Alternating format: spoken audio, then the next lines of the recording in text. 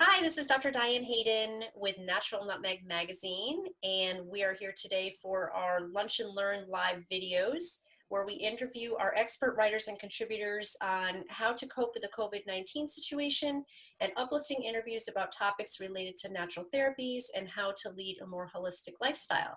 Today, I'm excited to have with me Jacob Appleton and Dr. Deanna Sharon of Natural Health and Healing in West Hartford. Jacob was a member of the varsity tennis team at Kingswood, Oxford, starting in 6th grade and captain of the team his sophomore, junior, and senior years. He became ill the beginning of the fall season of his sophomore year at UConn. He will tell you that although his illness turned his world upside down, it was a blessing because it allowed him to learn the power of food as medicine, the importance of self-care, and how supporting his genetics enabled him to jumpstart his healing. Jacob is currently now pursuing a certification in genetics. So thanks for being with us, Jacob and Deanna. How are you guys today? I'm good. Thank you for Great, having thanks. me. Awesome, awesome. So I know a little bit about this already because obviously your mom and I are good friends, but I wanted to give you an opportunity to talk about your experience because I think it's so important for people to hear, what you went through, how you dealt with it, that kind of thing. I feel like a lot of people might be struggling with similar things to you and just don't really understand how they can even get help or get treatment from a natural perspective. So I guess let's just start with how did you first know that something wasn't right, that you started feeling sick? Like, what were some of the symptoms you were having? Um, so now, thinking back to my first couple months of my sophomore year in college, which was when I got sick. In the beginning of everything, it kind of felt normal. I was like a little bit more lethargic than usual. Not really finding interest in things that I would normally find interest in.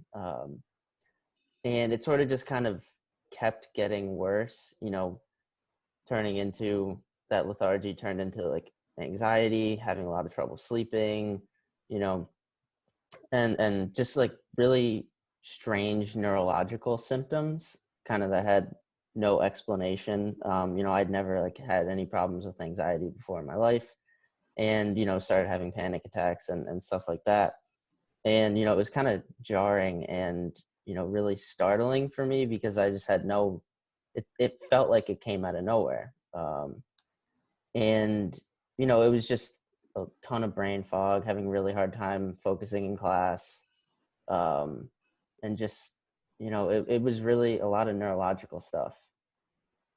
Right. So obviously that's probably one of the key factors where you started thinking like, this isn't right. Like something is wrong here and I need to figure out what. And luckily for you, your mom happens to be a functional medicine MD. So I'm sure she jumped in and, said, okay, like some of the, let's start testing what some of these symptoms are. So, explain to me, where did you go with it from there? Like what, you obviously are talking to your mom about what's going on, and what was the next step? Yeah, so the first thing we did was test for Lyme, all of the Lymes and co-infections. That's kind of become one of her areas of specialty. And, I think, you can correct me if I'm wrong here, Mom, but you were looking at a symptom profile and I like matched up really, like my symptoms were basically like very much in line with a tick-borne illness called Babesia. And so, we tested for that and I came back positive. And we also knew that the house that I'd moved into at the beginning of the year had mold in it. And so, we tested my blood levels. I think we tested Urine. me for mold. Oh, urine for mold. And it actually was Dr. Moorcroft. It wasn't me. Right. Yeah. So I didn't want to be part of the. yeah, Yeah, right. initially we were working with Dr. Moorcroft. And so he did all the testing for the mold and the Lyme, and I did come back positive for Babesia. And also there were like 4 different types of molds that we tested, and my levels were like double the safe limits. So Yeah. definitely had those issues going on. So it's interesting to me how those two interact. So do you think that, let's say you didn't have Lyme disease, and Deanne, I don't know if you know this answer or not, but do you think that Jacob would have had the same issues with the mold? Well, this actually interestingly gets into a bit of the genetics piece. I do have genetics that make me more susceptible to mold. I don't clear it as well as some people. And so I think it's possible that I still could have had some, some of the same issues, but I also think that having both the Lyme and the mold, they sort of exacerbated each of their separate issues, kind of making both of them worse. Right. Yeah. So let's talk about that, because the genetics component I think is very fascinating. So, how did you discover that there was something genetically related, especially for you? Well, my mom just kind of said, "Hey, we're starting to work with genetics. Do you want to do it?" And I said, "Sure." I didn't really know. I didn't really know what was going on, that at the time that much. But I was basically in a place where I'll do I was like, I'll try anything, if there's potential for it to help me feel better, And so we did the test. It took a couple months to get back, and then. Yeah, I'm not sure, Mom. How did you learn about the genetics? Oh, geez. So, well, I think I had been to my first conference that in fall of 2018 when Jacob, that was actually a year after he had gotten sick. But that was my first experience. I had learned about it from Jean Gresh and about this particular gentleman and what he was doing, and just found it fascinating. And I think for me, the perspective was, as opposed to looking at, well, you have a 78.5% risk of developing Alzheimer's, what basically his approach to this whole thing with the genetics is that we know that genes code for enzymes, and enzymes run metabolic processes in the body. And so if we can look at where the genes are potentially limiting the enzyme's ability to function properly, that's where you get stuck in different metabolic processes. And, a place where Jacob had a lot of issues was in detoxification. And so when we think about detoxification, it's really, we detoxify not only pesticides and chemicals, but we also detoxify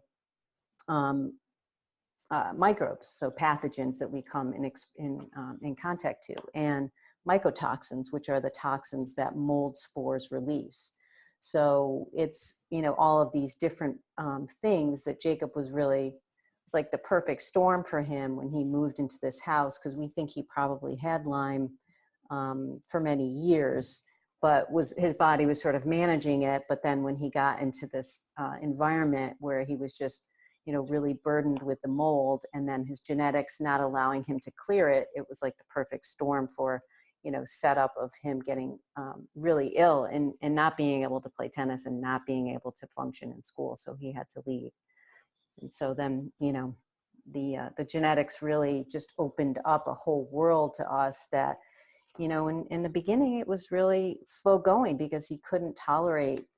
I mean, he started with, conventional treatments with conventional mold binders and antibiotics with Dr. Moorcroft, and then he wasn't able to tolerate any of it, including supplements. So that's why, finding the genetics, and then we started working with someone who, she really started with very tiny things like broccoli sprouts and and Quinton water and all these, very like basic things so that he could begin his, recovery, because we couldn't even use supplements at the time.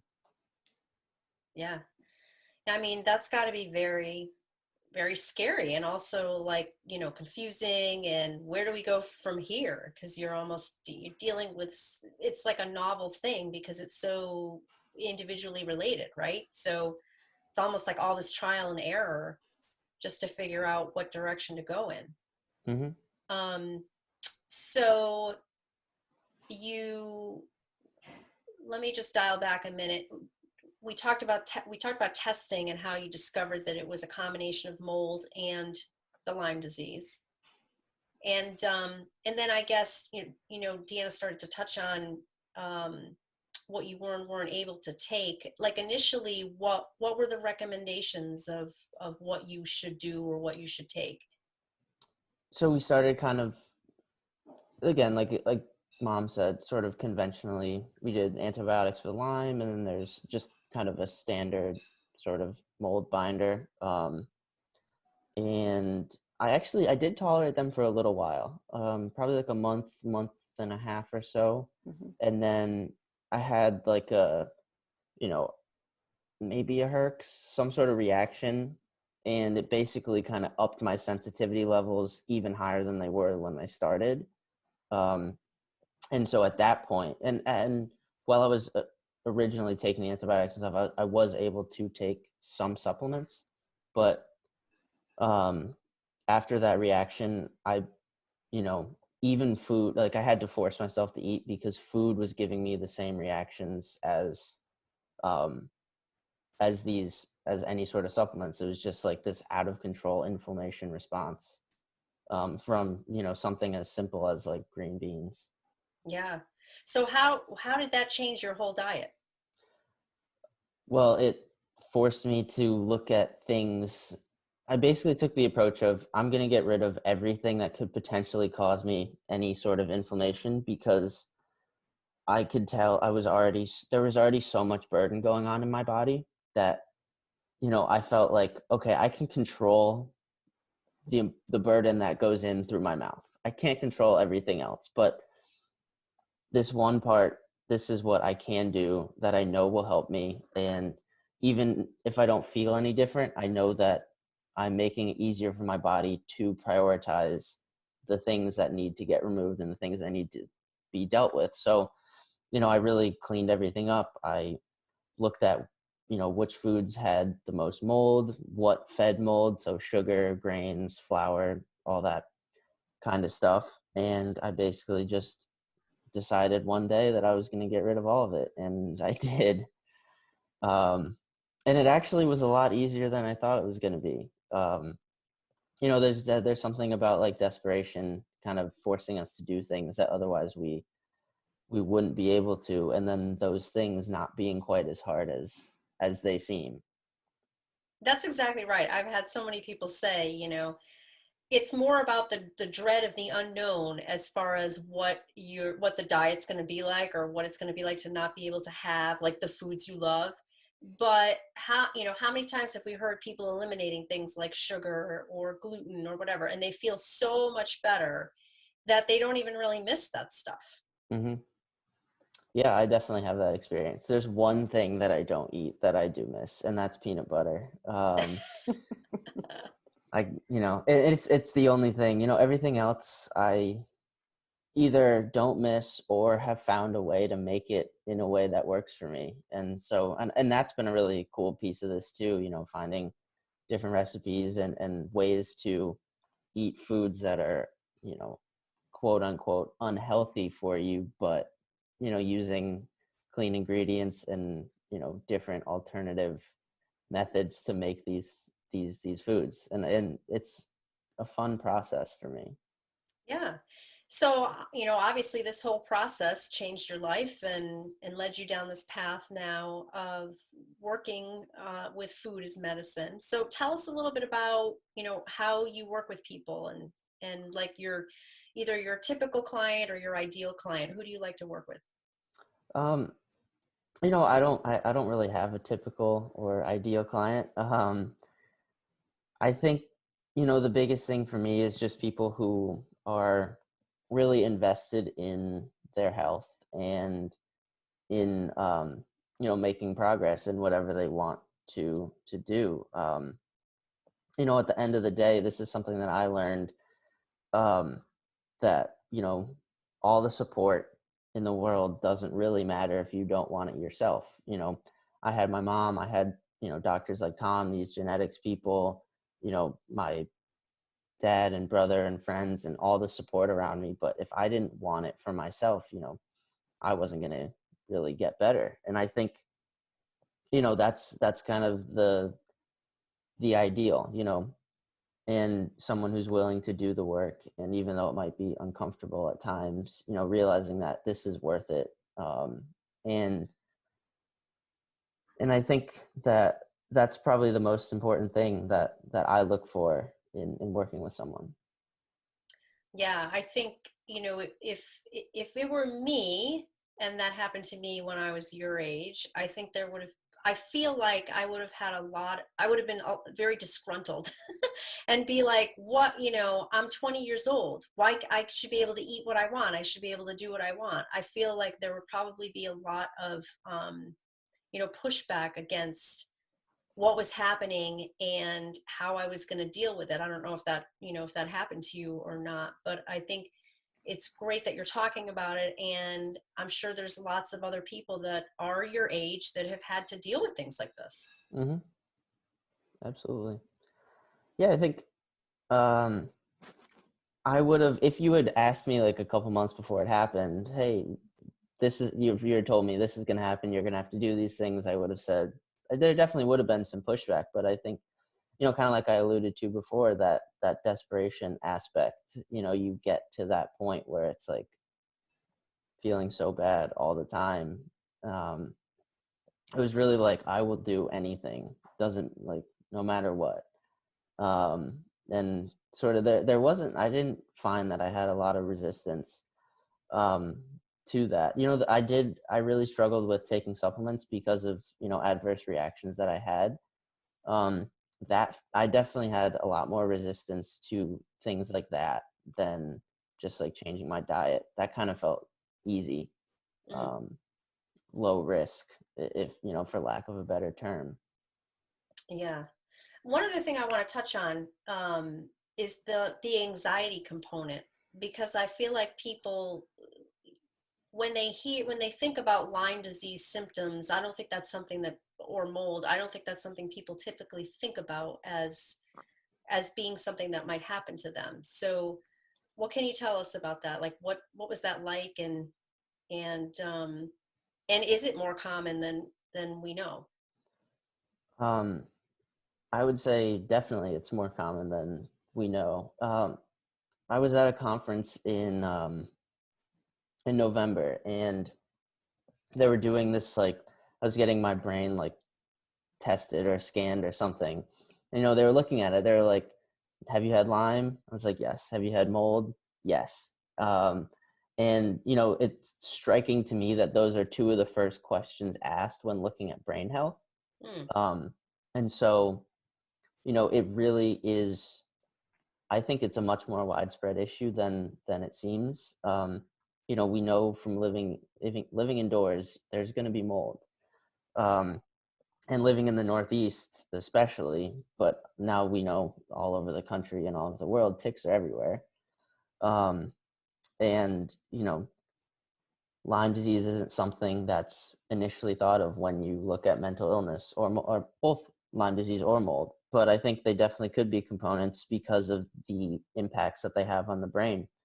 And, it can come in, they impact different people in different ways. So, there's no one size fits all for it. But I think it's definitely something worth exploring, in mental health. Yeah, definitely, definitely. um is there, obviously, I'm going to guess also all different ways in which that can be expressed too, based on who the person is. Hmm. Absolutely.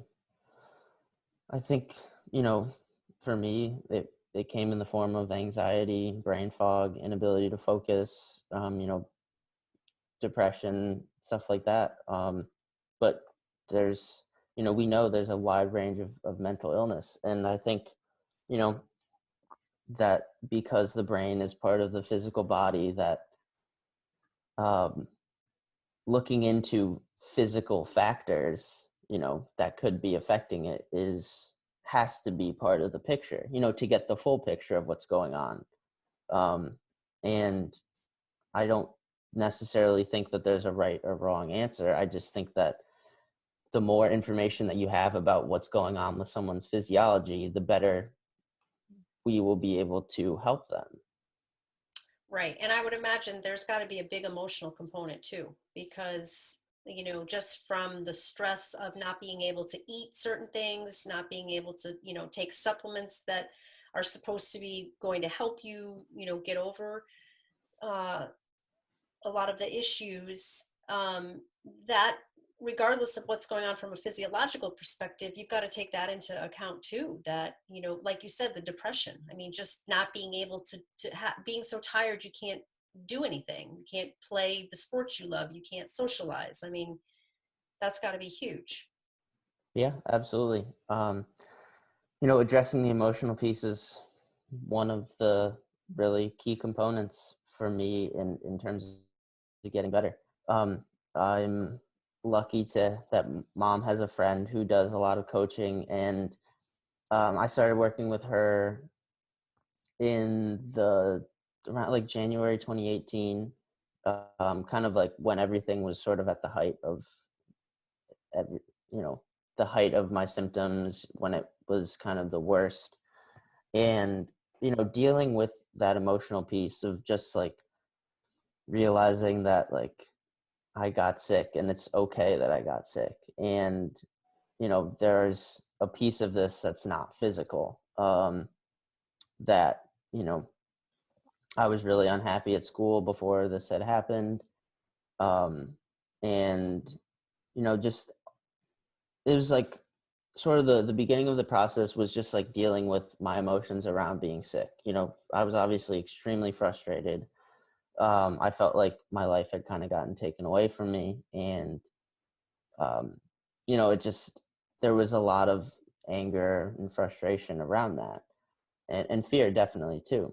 Um, and so as we work through that, I sort of realized that it's a much bigger piece of the healing than than it seems. It's really connected to how I felt physically. And when we'd have sort of a breakthrough, I'd notice a bump in my physical health. Like I'd be able to do a little more, I'd have a little more energy.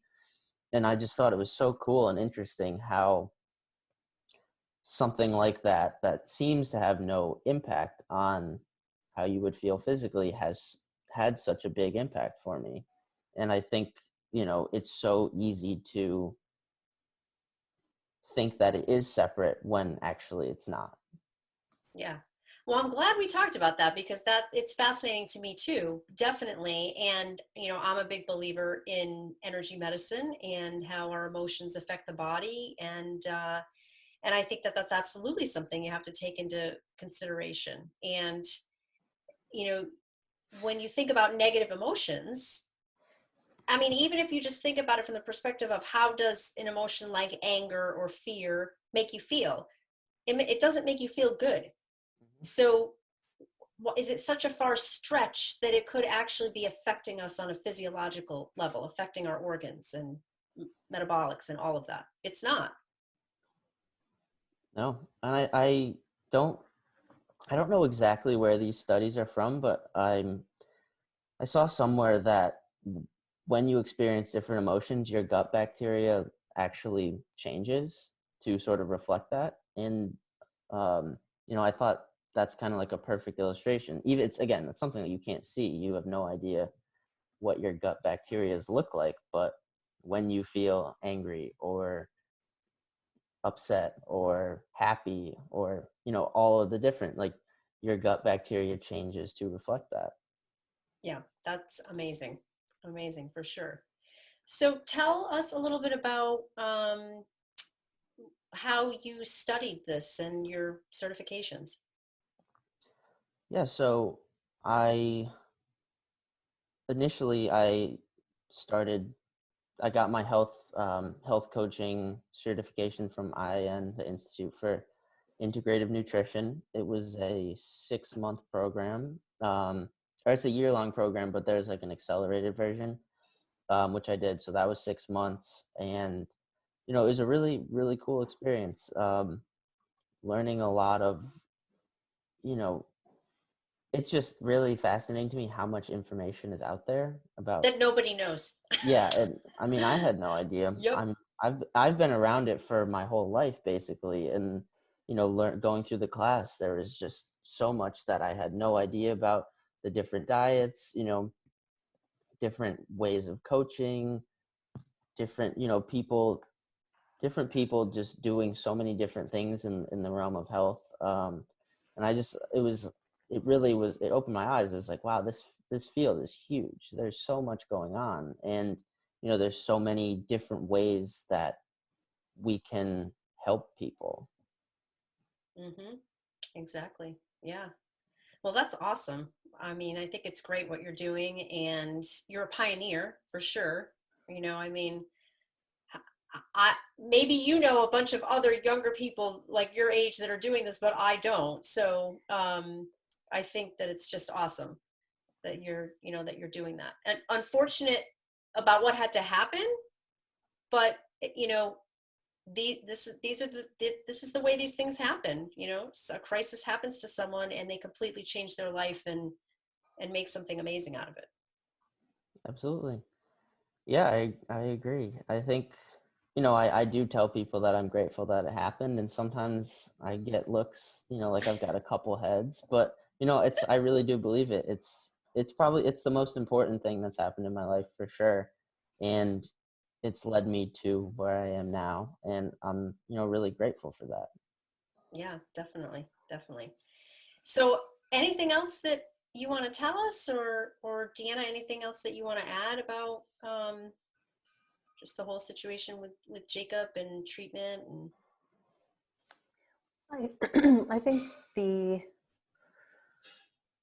I think one of the things that Jacob didn't mention is that he's now just become so passionate about learning the genetics, and so the next step for him, obviously in addition to doing his college study, is he's doing this certification. In fact, we're doing it together, a certification in genetics. And I think he became so passionate about it because he saw that that really was what allowed him to make leaps and bounds with his healing.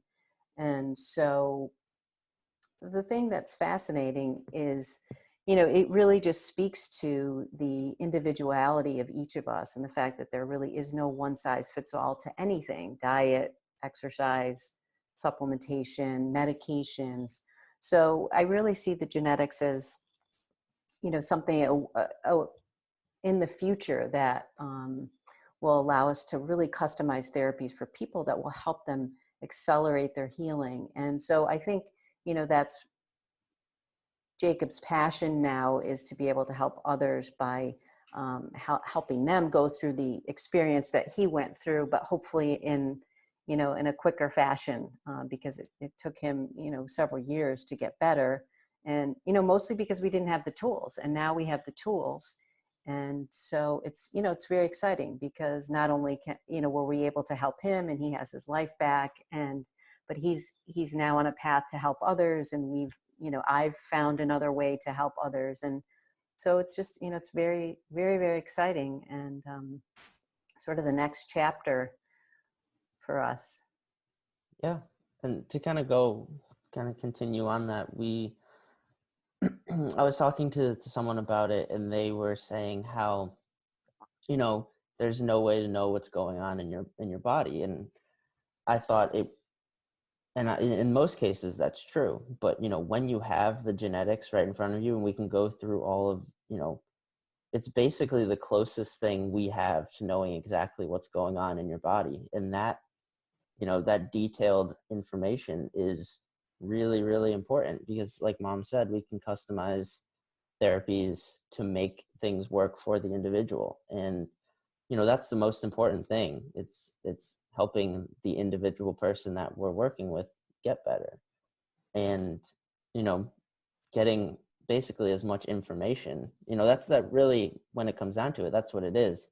It's just a lot of information that we can use to help people, and that's really exciting. Yeah, from a preventative standpoint too, because we know that you may have those genes that predispose you to something, but it doesn't necessarily mean they're going to get turned on. Some people's might, some people's don't, and that's the difference between how you go down a path to disease or not. But if you have that information ahead of time, I mean, had you known the whole thing about mold, potentially you would not have ever moved into that. I mean, as best you can determine where mold is or isn't, and I know that that can be tricky too, like, that's a slippery path, and maybe that's not a great example, but you can make other choices, especially with the food, like what to eat, what not to eat. Are you predisposed to, say, diabetes when you're going to be older, or, a certain type of cancer, whatever it might be. You are given the tools to do everything you can to put yourself in the best position not to go down that path. Mm-hmm. Absolutely. Yeah, and there are a ton of examples that I just kind of readily think of. Um, one would be, there's a certain gene that controls your conversion of beta carotene to vitamin A. So, and beta carotene is, the stuff that makes sweet potatoes orange and carrots orange, and it's the orange stuff. And we have a process in our body that takes that beta carotene and turns it into vitamin A. But some people have issues doing that. And so people like that are, as our mentor says, they're the ones, they drink a lot of carrot juice and they start to turn orange. And, so people like that, it would make, if they're trying to up their vitamin A levels, doing direct supplementation would benefit them more than eating a bunch of carrots or eating a bunch of sweet potatoes. And so I think it's just a really great example for, how much variation there is.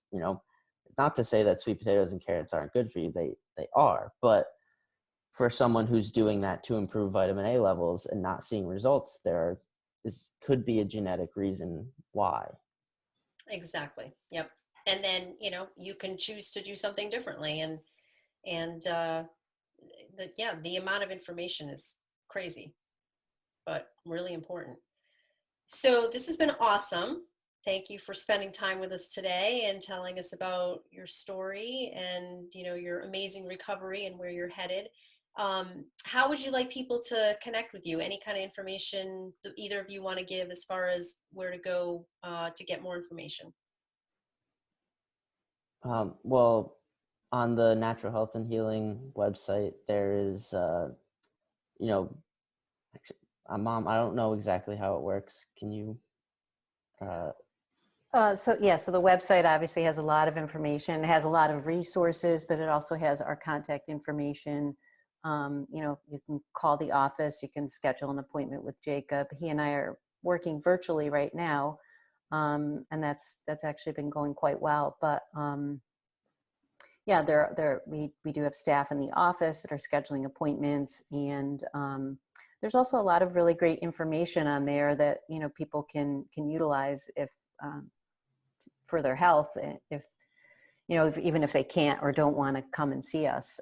It's just a great resource for people. So yeah, I would just encourage people to go to the website and check it out. And yeah. So it's naturalhealthandhealing.net.